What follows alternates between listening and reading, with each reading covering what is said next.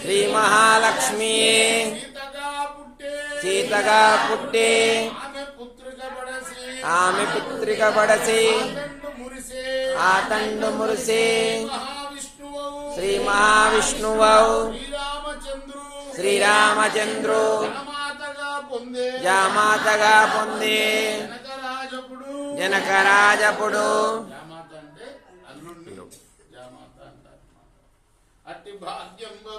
అట్టి భాగ్యం బబ్బే అయ్యారి నాకు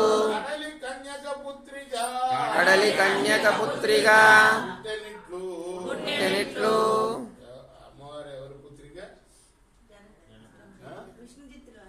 కడలి పుత్రిక ఇక్కడ ఏమన్నారు దాన్ని చెప్తున్నా. కడలి అంటే సముద్రం. అయ్యగారు ఆమెను పొందే మిష మీదనే దేవతలు రాక్షసులు అడిగితే మందర పర్వతాన్ని చిరికేట ఆమె కోసమే అని హాస్యంగా అంటారు పెద్దవాళ్ళు. ఎందులోంచి పుట్టింది ఆమె? కడలిలోంచి, సముద్రంలోంచి పుట్టింది అన్నమాట. కడలి కన్యక నాకు పుత్రిగా పుట్టింది, ఇదివరకు జనకుడికి పొందిన భాగ్యం నాకు కూడా లభించింది అని ఆయన అని ఎంచి విప్రుండు ఆండాళ్ళు వాకు తన భావనకు తగిన ఆవు చేకూర్ప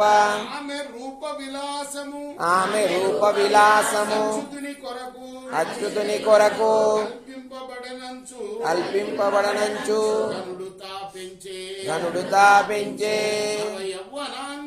నవయవ్వనాంగి నాతి చెలువందే మన్మథ జనకుపై మరులుతా పెంచే నలిన నాభుని సేవ నమ్మి ధ్యేయముగా కాలమాతని సేవకై నడుపుచుండు బోధతా నిరతంబు గోపాలు కొరకు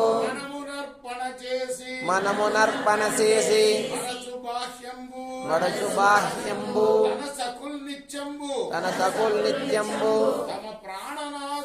తమ ప్రాణనాథు దరిచేరుటను గాంచి గరళాయతాక్షి